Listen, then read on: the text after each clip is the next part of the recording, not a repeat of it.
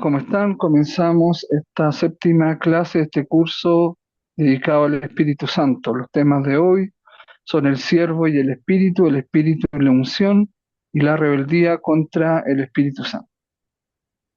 Bien, para recordar, vamos a ver esta parte que vimos en el análisis bíblico de la escritura, que a veces puede tener errores serios de traducción. Eso ya lo habíamos comentado, pero es bueno considerarlo para las traducciones, porque decimos que usamos el original.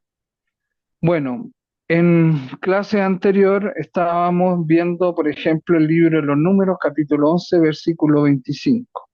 Acá ustedes tienen en este sitio que se llama bibliatodo.com, que yo he puesto ya el link correspondiente, pero lo puedo volver a poner en el grupo. Acá ustedes pueden buscar las diferentes traducciones. Si se trata del libro de los números, evidentemente es parte de lo que nosotros llamamos Pentateuco. En hebreo se llama la Torá, que son los libros de Génesis, Éxodo, Números, Levítico y Deuteronomio. Entonces, en el libro de los números, capítulo 11, versículo 25, habíamos visto en otras clases que dice lo siguiente en la traducción, como ustedes pueden ver acá, de la Torá. Bajó Adonai en la nube y le habló. Luego tomó algo del espíritu que había en él, se refiere a Moisés, y se lo dio a los 70 ancianos. Los 70 ancianos son aquellos que asesoran al, a Moisés, porque Moisés le pidió a Dios ayuda. Entonces Dios dijo, sí, es mucha carga para ti y por lo tanto hay que ver Como lo de Moisés. A ya, ver, Noemí. recuerden silenciar los micrófonos, por favor. Bueno, entonces, y en cuanto reposó sobre ellos el Espíritu, es decir, se está refiriendo ahí a Moisés y los ancianos, se pusieron a profetizar, pero ya no volvieron a hacerlo más. Eso dice el original, lo consulté yo con un judío, como les dije, un amigo rabino de la sinagoga de Castropol, también lo verifiqué aquí y efectivamente el original de la Torá, porque este texto es hebreo, originalmente, dice que se pusieron a profetizar, pero ya no volvieron a hacerlo más. Si nosotros buscamos una traducción cualquiera de la Reina Valera, por ejemplo, la Reina Valera 2000, la más reciente, va a decir lo contrario. Dice entonces el Señor descendió en la nube y le habló y tomó el espíritu que estaba en él y lo puso en los 70 varones ancianos y fue al reposar sobre ellos el espíritu. Profetizaron y fíjense, dice lo contrario, y no cesaron, no cesaron de hacerlo. Entonces, ¿qué es lo que ocurre? Que la Biblia Reina Valera se basa en el original de la Biblia católica romana, que es la Vulgata, que originalmente está en latín. Eso habíamos dicho. Y ahí dice que no cesaron de hacerlo más. ¿Por qué se cambió esa traducción? En este caso por San Jerónimo, estamos hablando del 380 antes de Cristo, cuando, o sea, después de Cristo, cuando el Imperio Romano dijo que el cristianismo era la religión oficial, definió como la religión oficial del imperio. Entonces, ¿qué es lo que ocurrió? Se traduce en el idioma vulgo o del hombre común, de la gente común del Imperio Romano, que ellos suponían que hablaban todos latín, entonces hacen la Biblia en latín.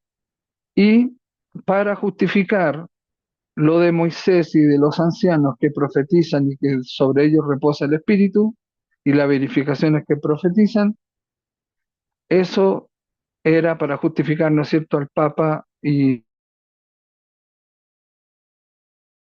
organizar la iglesia en ese tiempo.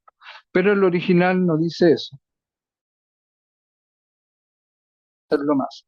Y evidentemente, como los protestantes o evangélicos autodenominados cristianos se basan en el caso de la Reina Valera, se basan en la traducción de la Vulgata, que curiosamente es la católica romana, cuando comenzó el imperio, tiene esta traducción y por eso ellos siempre hacen, digamos, eventos donde viene el profeta tanto, llenemos este estadio, llenemos este teatro y todo eso. Pero en realidad el original, repitámoslo, veámoslo nuevamente, en la Torá dice que no, en realidad no volvieron a profetizar la Torá ahí. Ahí lo ven, pero ya no volvieron a hacerlo más. Eh, la Biblia católica latinoamericana también es buena traducción porque está conforme al original. Se pusieron a profetizar, pero después no lo hicieron más.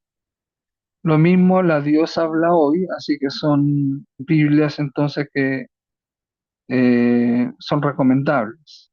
Ya no porque seamos católicos, sino que porque eso es lo que dice el original. Dios habla hoy, habíamos dicho también dice, pero esto no volvió a repetirse.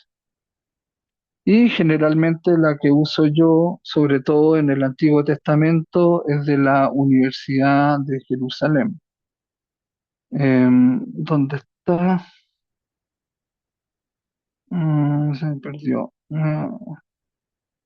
Biblia. mm, no, nueva versión internacional. Biblia Universidad de Jerusalén, que evidentemente va a ser como la Torá, pero ya no volvieron a hacerlo más. ¿Te fijas? Son las Biblias que yo las que les recomiendo para el Antiguo Testamento en bibliatodo.com es elegir la Biblia, ¿no es cierto?, de la Universidad de Jerusalén, porque evidentemente significa que hay estudios recientes, una traducción reciente y conforme al original, puesto que son hebreos, en cuanto al Antiguo Testamento. Bien, eso como recordando las clases anteriores y comenzamos ahora a tratar el tema propio de esta clase. Lo importante es que ustedes como estudiantes de teología, esto es teología universal lo que estamos aprendiendo, no se vayan en contra de ninguna cosa, sino a favor de la verdad.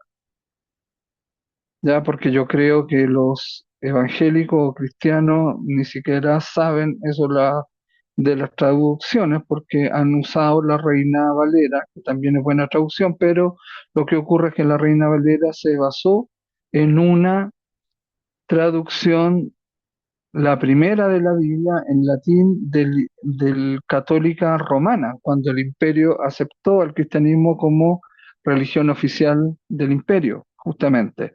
Por lo tanto, es interesante que no podemos culpar de esta mala traducción a los evangélicos o a los cristianos, sino justamente al origen del catolicismo romano, porque lo hizo San Jerónimo en el año 380 después de Cristo. Pero como hay siempre nuevas traducciones de los protestantes, de los evangélicos, de los católicos, y uno puede eh, tener o acceder, mejor dicho, a mejores textos que han sido traducidos conforme al original.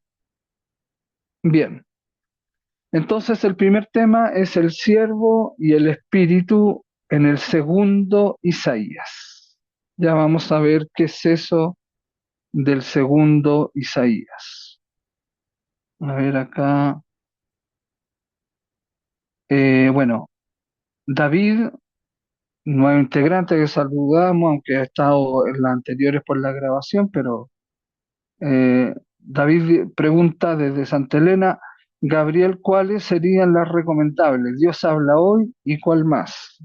La Biblia Jerusalén, la Biblia latinoamericana. Eso yo creo que podemos tener mejor acceso. Dios habla hoy, que es más popular, ¿no es cierto? Y es buena para todos. La Biblia de Jerusalén, que es un poco más técnica, más de estudio y tiene unas notas que van explicando bien algunas cosas, la mayoría de las cosas, ¿ya? Y la Biblia latinoamericana, que también es una buena traducción y es más popular que de estudio. Pero como estudio, la Biblia de Jerusalén continúa siendo buena, eso diría. Y también que manejen el bibliaparatodos.com con las diferentes traducciones que ahí salen. Esa sería la respuesta. Bueno, entonces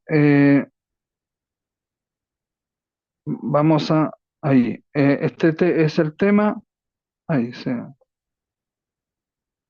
ahí. El siervo y el espíritu en el segundo Isaías. Leamos primero el texto. Bueno, el segundo Isaías es a partir de el capítulo 44, o sea, perdón, 40 de Isaías. Isaías tiene unos 66 capítulos, pero del 40 en adelante, hasta el 60 más o menos, se le denomina el segundo Isaías. Ya vamos a ver eso, pero ese es es como circunscribimos este texto.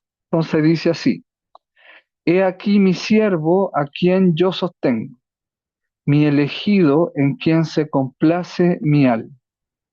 He puesto mi espíritu sobre él, dictará ley a las naciones. Este es un texto mesiánico, se refiere al Mesías, que después es atribuible a Jesús. Dice el segundo versículo: no vociferará ni alzará el tono, y no hará oír en la calle su voz.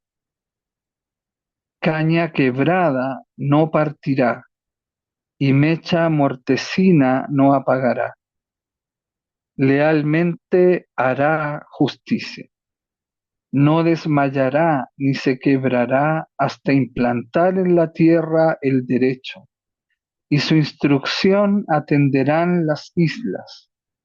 Así dice el Dios Yahvé, el que crea los cielos y los extiende, el que hace firme la tierra y lo que en ella brota, el que da aliento al pueblo que hay en ella, y espíritu a los que por ella andan.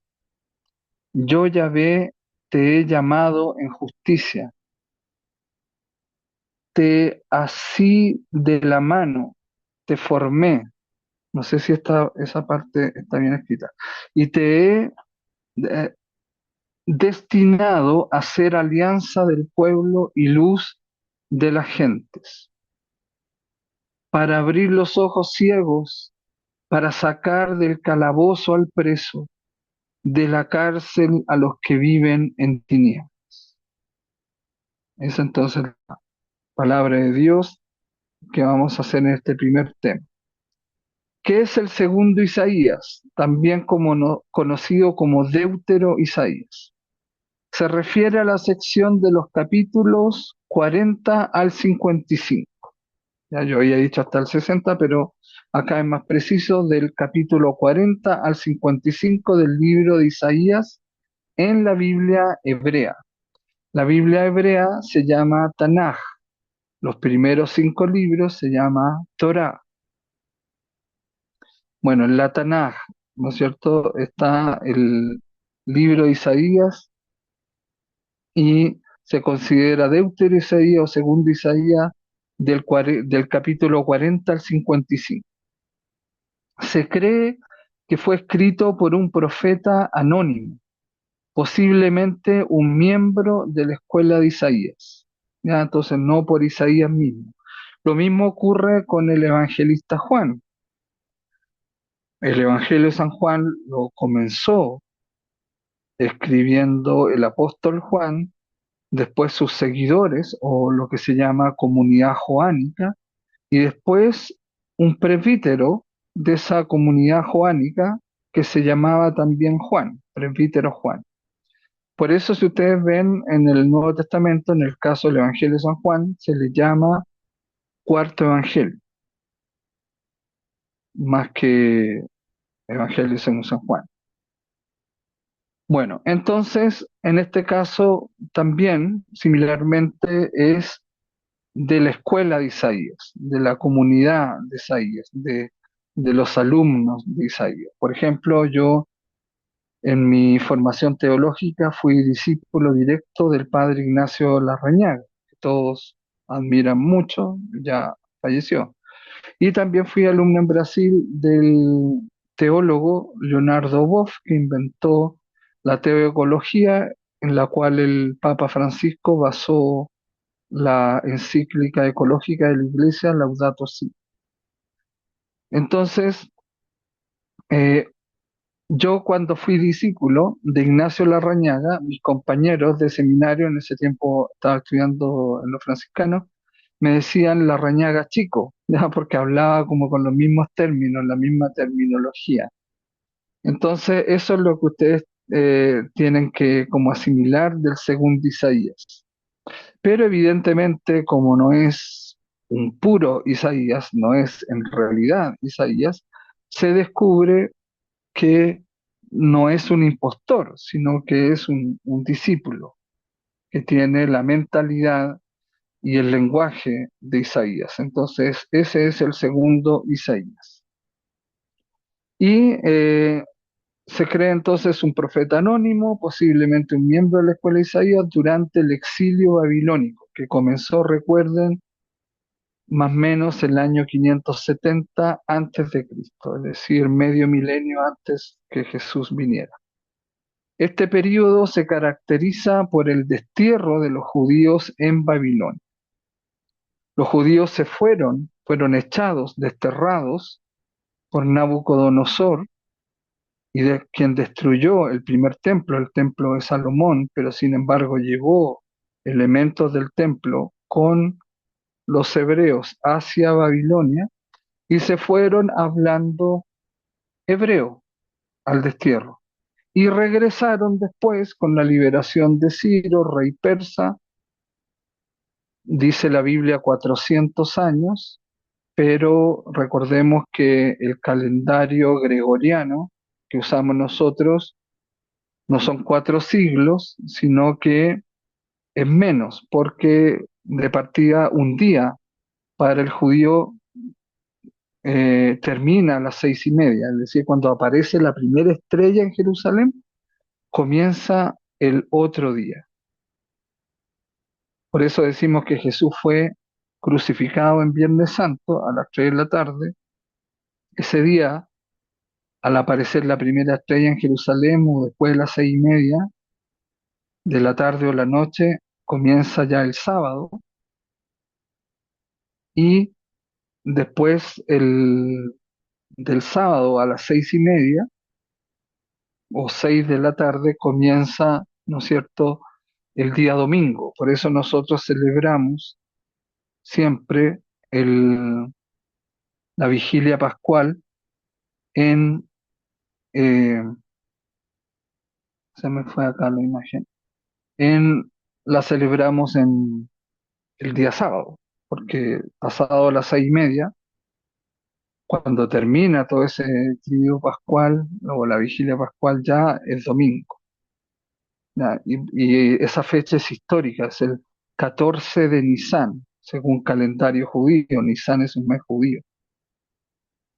Por lo tanto, siempre el Viernes Santo va a ser después del 20 de marzo y después de la primera luna llena para nuestro hemisferio o nuestra zona geográfica. Eso es como en eso. Entonces, eh, los judíos en realidad, según el calendario gregoriano, no fueron 4 siglos, sino menos, unos 2 siglos y un poco más. Y en ese sentido, vuelven hablando arameo, no hebreo. Por eso Jesús, cuando nace, su familia, su mamá, su papá, sus discípulos hablaban arameo. Y el arameo era un idioma oficial de tres imperios: el persa, el asirio y el babilonio, que es donde fue el destierro. ¿Ok? Entonces ahí podemos entrar en una comprensión de este asunto. Entonces es un profeta anónimo del destierro en Babilonia. Este periodo se caracteriza por el destierro de los judíos en Babilonia, la expectativa del regreso a la tierra prometida y la esperanza de una futura restauración, de un Salvador, de un Mesías, el Mesías. Les recomiendo que vean en Netflix, no sé si está todavía, lamentablemente no salió, alguien cortó esa serie llamada Mesías, era muy, muy buena. Bueno, el segundo Isaías se distingue por su enfoque en la esperanza. Claro, porque están en el destierro, están pasándolo mal, por lo tanto hay la espera de un liberador, de un Mesías, de un Salvador, y también está la posibilidad de querer organizarse para estar prestos a una liberación.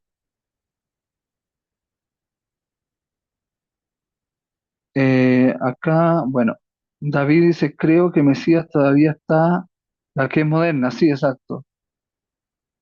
Yo me la he querido ver, uy, véanla. Lamentablemente uno queda frustrado porque uno dice, ¿cómo no siguió esto? Yo vi que después los comentarios que parece que alguien metió ahí su mano negra y no quiso que siguiera. Pero estaba muy interesante, hasta donde se ve, es muy buena, véanla. Véanla porque sobre todo se percibe que siempre necesitamos un Mesías. Si ustedes se fijan, la mayoría de las historias en en el, en los cuentos, en los pueblos, en las películas, en las series, en la lucha del bien y el mal, y siempre se espera un Mesías, un Salvador, un liberador y todo eso. Bueno, el mesianismo se entiende de dos maneras: como emancipación, que es la liberación del pueblo de una manera revolucionaria, y la otra se entiende el mesianismo como liberación, que es la libertad del hombre por Dios. La emancipación, entonces, la libertad del hombre por el hombre. Acá. Ah, los elegidos, sí, lo he visto también. Sí, me parece que es un buen esfuerzo los elegidos,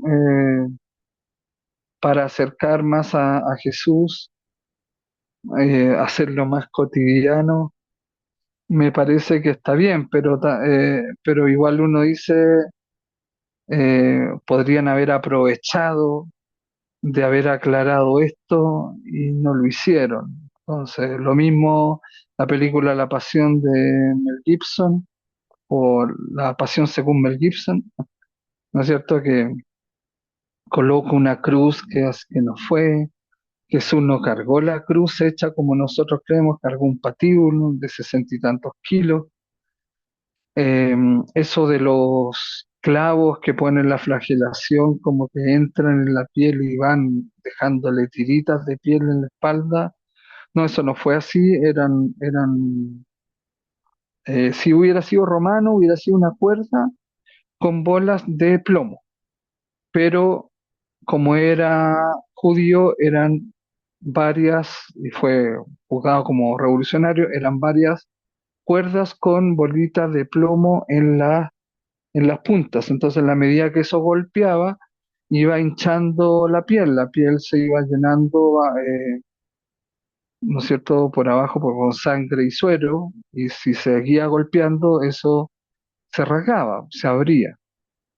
Y entonces, como le colocaron su túnica, primero una capa, le sacaron la capa, no le sacaron la túnica y pusieron encima la viga, ese patíbulo, ¿no es cierto?, 60 kilos, imagínense cómo se pegó en la espalda, todo eso. Y si estaba amarrada las manos a ese patíbulo, quiere decir que las tres caídas que tuvo, eh, se golpeó mucho la cara. Por eso el Santo Sudario, si es que es de Jesús, también eso no se sabe bien, está tan hinchada la cara, porque no hubo posibilidad de tirar la cruz o arrojarla hacia el lado y poner las manos, que es lo que uno instintivamente hace cuando se cae.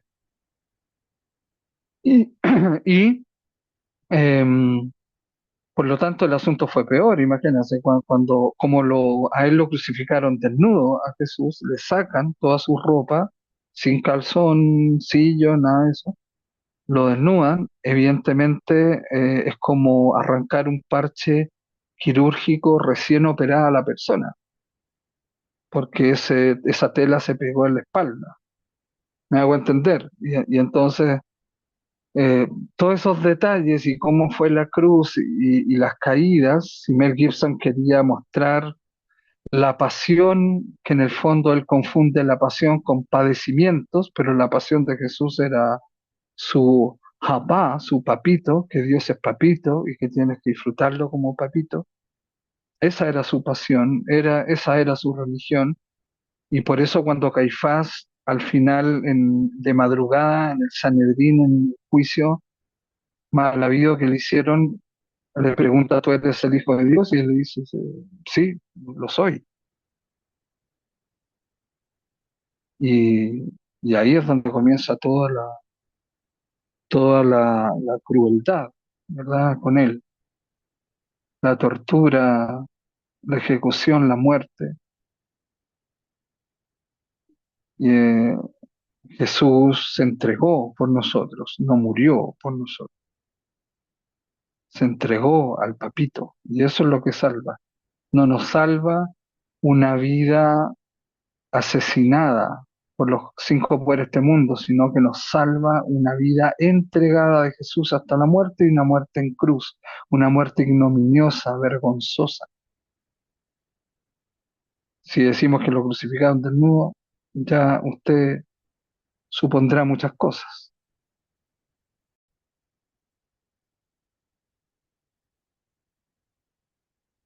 El segundo Isaías, entonces, es además el que introduce el concepto del siervo del Señor. Eso es muy importante, puesto que la mayoría se inclina por el mesianismo de Jesús, no como sumo sacerdote, no como político ni revolucionario, no como militar, no como un rey, sino como un siervo, el siervo del Señor, el siervo de Yahvé. Es una figura mesiánica que sufrirá y será glorificada, lo que ha sido interpretado por algunos estudiosos como una referencia a Jesús de Nazaret. Entonces, evidentemente, los que no aceptan a Jesús como Mesías, que son los judíos, a pesar de que el segundo Isaías esté en el libro de Isaías de la Tanaj, que es la Biblia hebrea, el equivalente al Nuevo Testamento de nosotros, ellos no lo estudian, no se les lee, no se les predica, no se reflexiona, pero ahí está, en la Tanaj. Eso es lo que ocurre con las religiones, ¿no es cierto? Cada uno lo hace a su conveniencia y omite otras cosas. Por eso que yo encuentro que es tan necesaria una teología universal que sea honesta con el original bíblico con que contamos, porque original tampoco lo tenemos, pero con lo que contamos sí sea honesta y sea leal con ese original. Eh, por eso cuando uno estudia teología universal y es teólogo, eh, que no adhiere ideológicamente a una institución eclesial, evidentemente a uno le dicen usted es de izquierda, usted es de derecha, usted cree en Dios, usted es cristiano, pero usted lee la Biblia, imagínense. ¿Por qué? Claro, porque uno como teólogo de esta teología universal, que no es, repito, una ideología de una institución eclesial, a uno le dicen, pero es que usted a veces parece creyente, a veces no creyente, a veces parece izquierda, a veces parece derecha, a veces parece católico, a veces parece evangélico, a veces parece em, cristiano, a veces parece budista, a veces parece islámico, a veces parece, eh, no sé, cualquier cosa. Pero ese es el problema no lo tiene uno como teólogo, el problema en realidad lo tiene la gente, porque la gente se coloca el lente de la religión de la cual confiesa. Yo provengo obviamente de la Iglesia Católica y me considero católico, pero en el sentido más original de la palabra católico, que significa universal. De todas formas, yo creo que la Iglesia Católica Romana es más universal o tiene para varios gustos.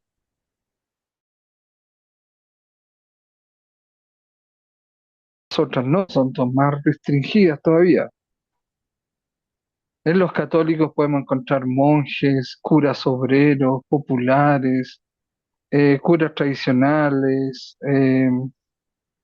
curas carismáticos, así que parecen evangélicos, marianos, estudiosos, académicos, de todo.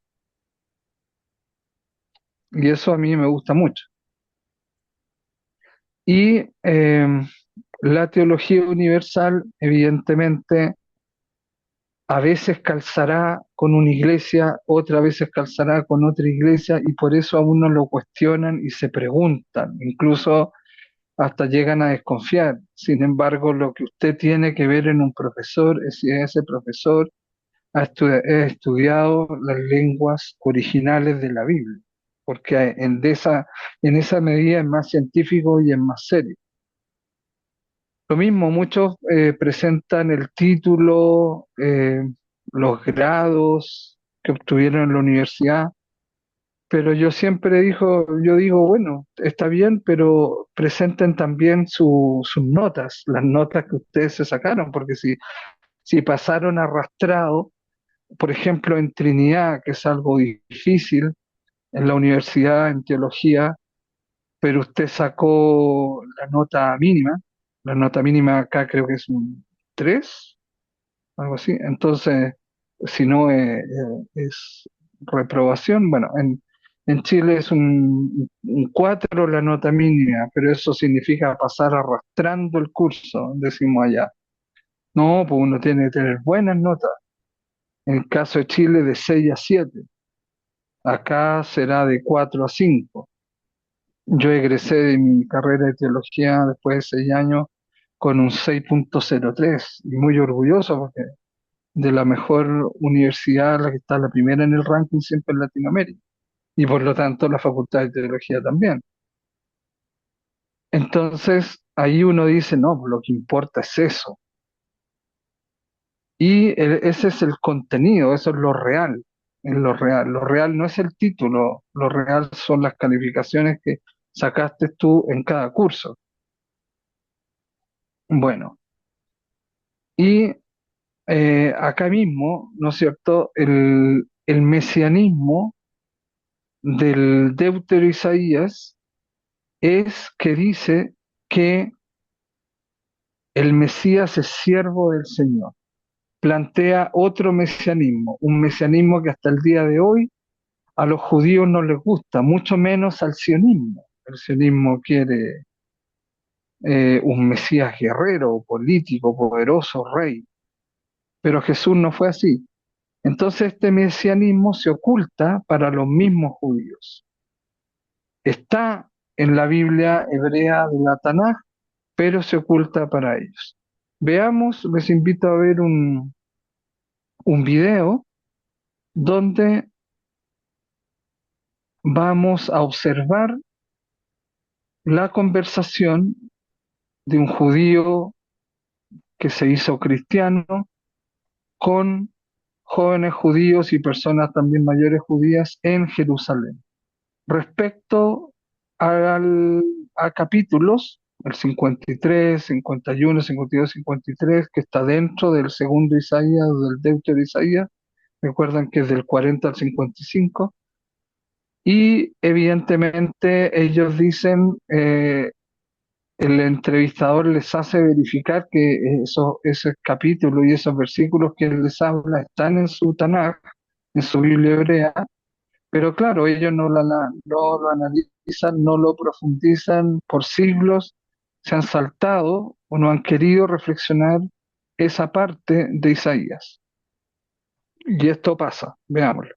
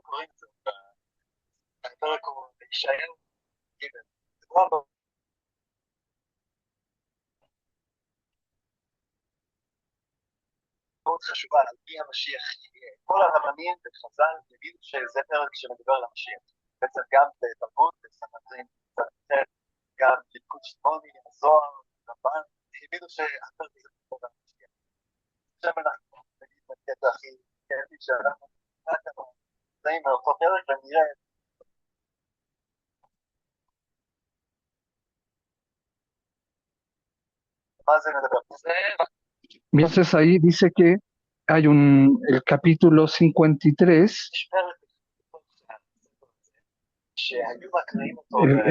el capítulo 53 de Isaías, ellos lo tienen ahí su libro, pero ellos ahí no lo han leído. Entonces el entrevistador, que sabe muy bien hebreo, también les va a preguntar o a leer justamente versículos de Isaías 53, del Deutero Isaías, donde se anuncia el Mesías. Y ahí el entrevistador también dice que por 1700 años muchos han reflexionado eh, sobre este texto, pero actualmente no se hace.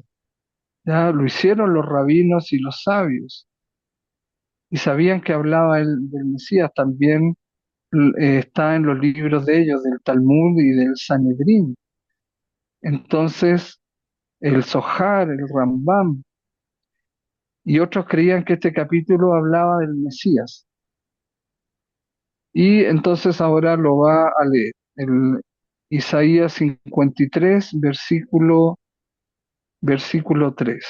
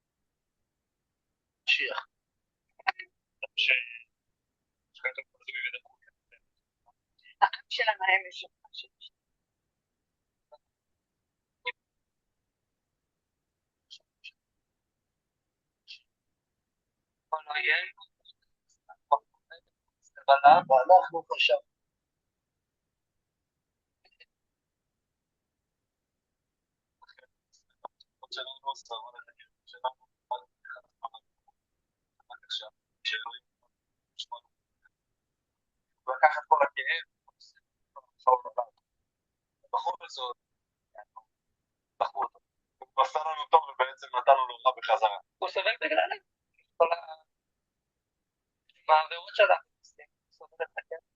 הוא נתן לנו מעצמו, הוא סבל בשבילנו, לקח את המחלות שלנו, כל ה... Ojo que ahí están ellos leyendo en hebreo, ahí está la traducción que estamos viendo abajo, em, del Mesías, que uno como cristiano de inmediato le recuerda a lo que le pasó a Jesús. Para ellos no, porque para ellos Jesús nunca lo han profundizado, no lo tienen en cuenta, pero sí leen que eso está en su Biblia, está en el libro de Isaías, en la Tanaj, en la Biblia hebrea. Y ahí ellos están concluyendo que es un tipo de mesianismo que cargará con los dolores de los demás, que será rechazado, humillado y que ciertamente tomó nuestros pecados, por lo tanto es Salvador. O sea, muy interesante y es increíble porque ellos no leen eso, a ellos no se les lee eso, no se les predica eso. Igual que a nosotros los católicos hay varios textos donde dicen que los obispos y sus esposas fueron, eh, que se aconseja a cómo sea la esposa del obispo y el sacerdote, o de Mateo 1:25, tampoco a nosotros no se nos predica, donde dice que José conoció a María hasta, no había conocido a María hasta que nació Jesús, pero y entonces después, y conocer, tener relaciones. Pero eso no se nos predica, eso se nos salta a nosotros. Entonces todas las religiones lamentablemente hacen lo mismo, y aquí estamos viendo que los judíos, justamente por este último tiempo que no vieron eso, y les hubiera servido mucho quizás en el holocausto, este texto de Isaías. Sigamos escuchando. החיים שלנו. מעוצר ומשפט, כך דורו, מי ישוחח, כי נגזר ארץ חיים, מפשע עמי, רגע לם.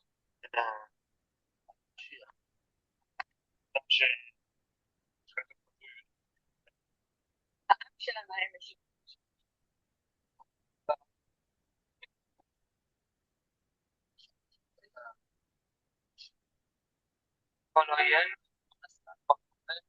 ואנחנו עכשיו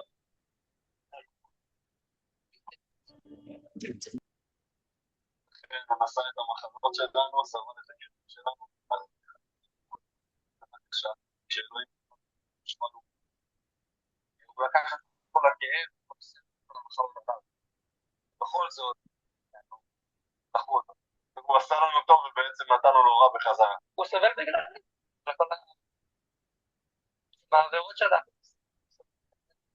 הוא נתן לנו מעצמו, הוא סבל בשבילנו, הוא לקח את המחלות שלנו, את כל החטאים שלנו. מעוצר ומשפט, קח את דורו, מי ישוחח, כי נגזר ארץ חיים, מפשע עמי, רגע לם.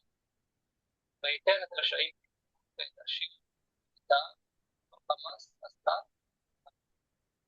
בסוג 12, תחת אשר הערה מוות. מה התוצאה של הסבל שלו בסופו של דבר? מת.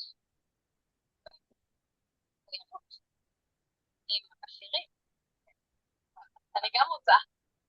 אז קיצר ישימו פה דברים שהוא לא עשה.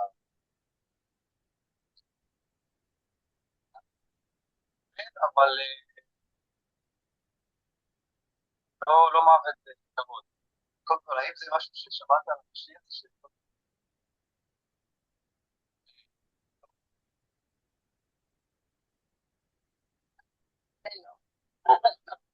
גם את הדיוק הזה, לא רק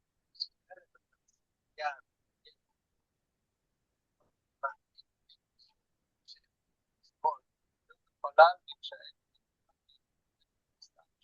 חלל, לא תתפלל, תצור את הדיבור איש שלנו, והשם מגיע בו את עמוד שלנו.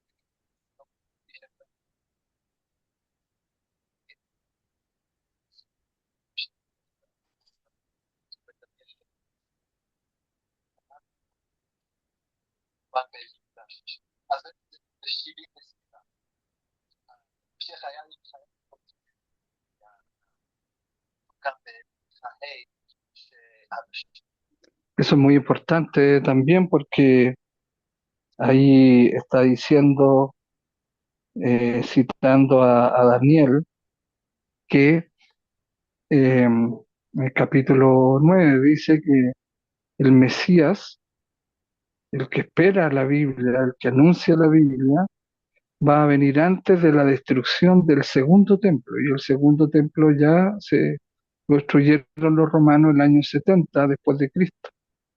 Y el que está antes y considerado Mesías es Jesús. Y todo lo que dice Isaías sobre el siervo de Yahvé, el siervo sufriente, coincide totalmente con Jesús. O sea, qué terrible ser judío y no darse cuenta de eso, porque está ahí en su propia Biblia.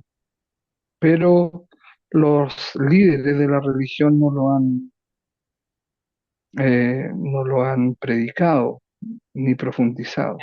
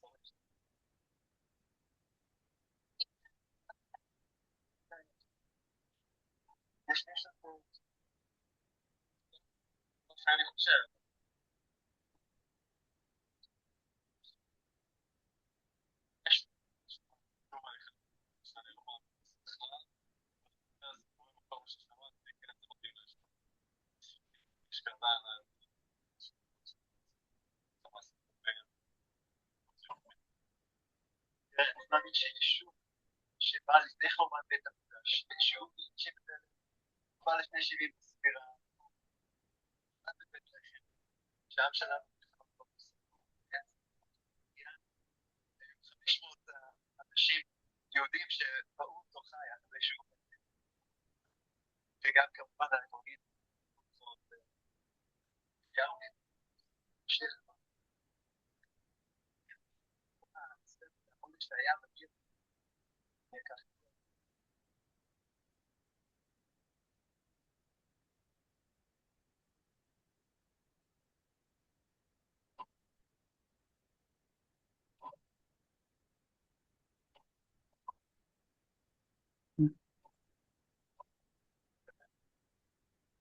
מה שעושים הנחתי,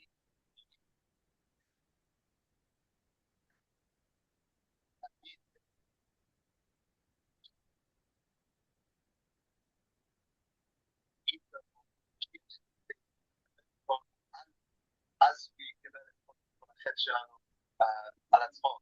ששמעתי את הדברים האלה בגלל שהנושא מגיע לישו, כבר יש כזה מחסום שלא רוצים אפילו לחשוב על זה, לא רוצים לפתוח את הראש, להיות, באמת להביא לזה מחשבה קצת. אז לא יודע, מסתכלים עליו כאילו, כן, כמו שכתוב בפסוק הזה, שדחו אותו.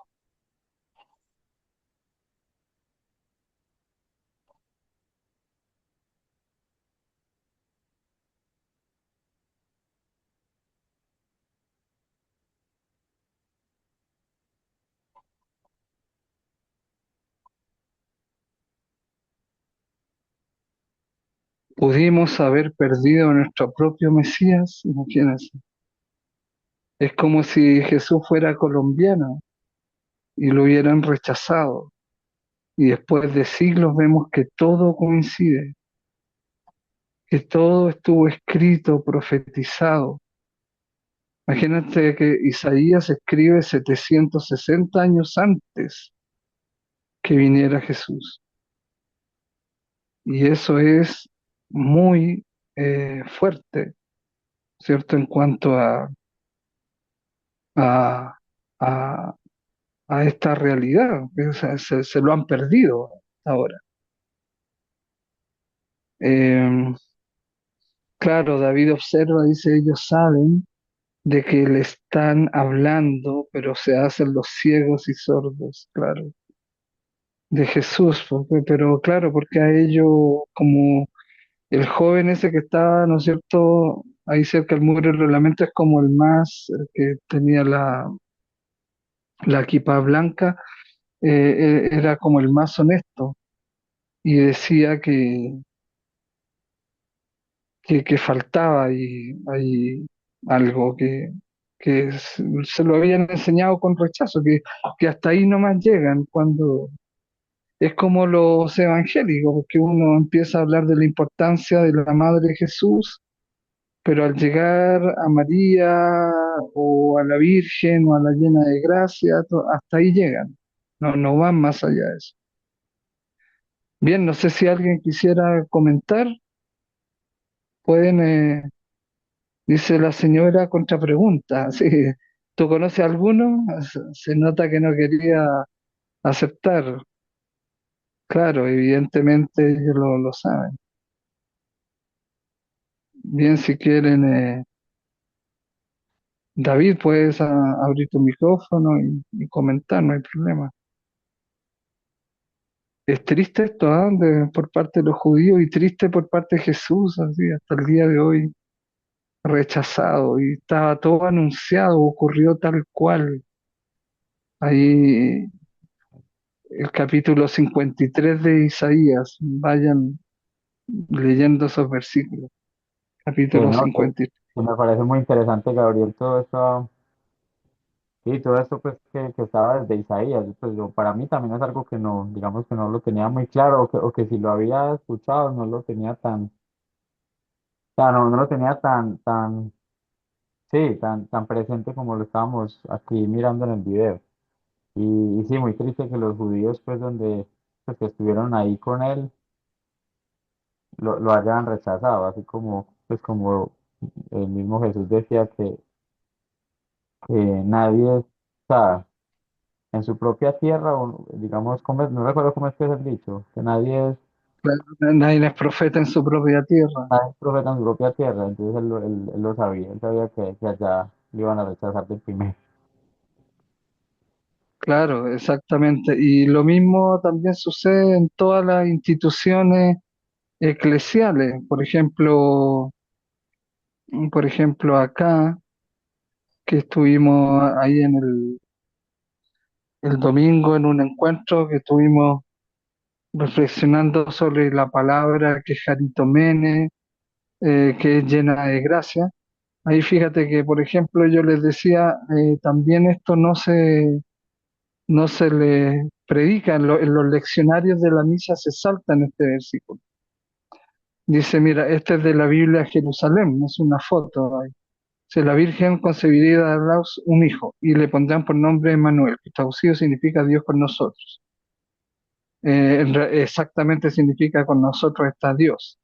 Pero bueno, el 24 dice, una vez que despertó del sueño, José hizo como el ángel del Señor le había mandado y tomó consigo a su mujer.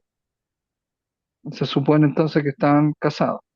Y el 25 dice, pero no la conocía, se no se había acostado con María, hasta que ella dio a luz un hijo, a quien puso por nombre Jesús. Ese hasta es lo complicado, ¿verdad? Y estamos hablando de la Biblia de Jerusalén, una Biblia católica de estudio, y no cambia eso. Incluso hace una observación, pues lo indica con este asterisco y dice acá 1.25. El texto no contempla el periodo posterior al nacimiento de Jesús y por sí mismo no afirma la virginidad perpetua de María. Pero el resto del Evangelio, así como la tradición de la Iglesia, la supone. Sobre los hermanos de Jesús, ver 12:46. Claro, porque también hay mencionados los nombres de los hermanos. Jesús tenía hermanos, se llama Santiago, Judas, el otro Simón y el otro no me acuerdo cómo es que se llamaba, pero eran cuatro. Y hermanas también. Pero lo que importa aquí es que María no tuvo más hijos. Cuando mencionan en la Biblia a los hermanos de Jesús, se refiere a María. A ver acá, bueno, aquí está el original en griego y también dice, hasta cuando dio a luz a el hijo. O sea, entonces después tuvieron relaciones María y José porque eran esposos, no se puede saber, ¿verdad? Aquí está, por ejemplo, el original de los hermanos. Dice, ahí lo mencionan los hermanos, a Jacobo, Santiago, a José, a Judas y Simón. Esos son cuatro hermanos. Y las hermanas. Pero fíjense que Jesús es referido solo hijo de María. Los otros no son nombrados como hijos de María también. Entonces, la conclusión es que la matriz, el útero de María fue virginal, no albergó a otro ser ahí, solo a Jesús. A eso se refiere la virginidad, no al rompimiento del himen, sino a la matriz virgen. Solo estuvo ahí Jesús. Y eso se puede ahí probar con los textos. Sí, el video lo voy a compartir, sí, por supuesto, ahí para que le echen otra lectura. Pero para que vean, como les decía, como comenzamos la clase con el asunto del libro de los números, ¿verdad? Cómo lo cambió San Jerónimo. Después en esa traducción de San Jerónimo, la Vulgata se basó en la Reina Valera y se basa en la Biblia de los cristianos actualmente, o autodenominados cristianos. A los católicos también no se nos profundiza eso o pasa ahí de largo o lo cambian para que el creyente católico no cuestione o no pregunte, pero sin embargo eso también evidentemente ocurre, ¿ya? Por ejemplo, varios sacerdotes dicen, no, son primo hermano, no son hermanos, No, porque adelphos se dice hermano de sangre, es hermano consanguíneo. Y hay una palabra para decir primo, ahí está, ahí está para decir primo, anesios, anesios. Y acá está en el diccionario de griego bíblico, ahí dice primo, anesios, la misma palabra. Entonces, si querían indicar primo hermano, pues tenían una palabra para indicar eso, pero usaron la de hermano consanguíneo. ¿Se fijan? Entonces, por eso, como la gente no sabe y no quieren que estudie teología, para que no se le abran los ojos, no pasen a una teología universal, creen que se les van a destruir la religión, su institución o privilegio y nada que ver, pues si se trata de ser honesto con la palabra que Dios nos dio. Y la institución eclesial, católico, protestante o evangélico, es una expresión de tu relación con Dios. De eso tienes que ser libre. En mi caso particular personal, yo puedo dar fundamentos de que me quedo en el catolicismo porque prefiero ser católico, pero eso no significa que yo me cierre a otras instituciones. Yo voy y me invitan, sobre todo en Chile, de varias. Yo nací así, siendo ecuménico, interreligioso, y más encima inventé el concepto de intercredencialidad, que me enteré que le gustó mucho al presidente, pero sin embargo todavía no se empieza a usar porque no han posesionado el director nacional de asuntos religiosos de la presidencia. Ojalá que sí lo haga, porque al final con este presidente uno nunca sabe pues, qué va a pasar. Bueno, entonces, eh, pero esto es necesario esa honestidad con Dios, con la gente, y no por eso se derrumban las cosas ni las instituciones, ¿sí? No, no va a pasar nada malo, no hay que asustarse con eso.